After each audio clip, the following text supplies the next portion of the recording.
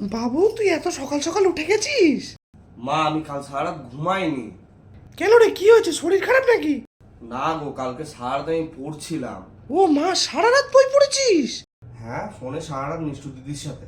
কি বললি রে পিগলু? না না, ও কিছু বলেনি। বলছি শোন না, তাহলে তোর জন্য একটু চা করে নিয়ে আসি। না মা, এখন আর কিছু খাবো না, একটু ঘুমাবো। তাহলে একটু সুজি করে দি, খা। না মা, খাবো না। তাহলে কি একটু রুটি তরকারি খাবি? না মা, আমি কিছুই খাবো না। তাহলে একটু গরম গরম লুচি আর কষালুর দম খা, খুব ভালো লাগবে। ও মামা, আমিও খাবো, সঙ্গে একটা ডবল ডিমের অমলেট। ঠিক আছে, তাহলে যাও নিয়ে আসো, কিন্তু একটু তাড়াতাড়ি নিয়ে এসো, আমি খেয়ে দিয়ে তাহলে একটু শোবো। তোরা দুজন বস, আমি এক্ষুনি নিয়ে এসে দিচ্ছি। আচ্ছা ভাই, তোর কি কোনোদিন বুদ্ধি হবে না? কোথায় কি বলতে হয়, কার সামনে কি বলতে হয়, এগুলো কি কোনোদিন তুই শিখবি না? হ্যাঁ ঠিকই তো বলেছি।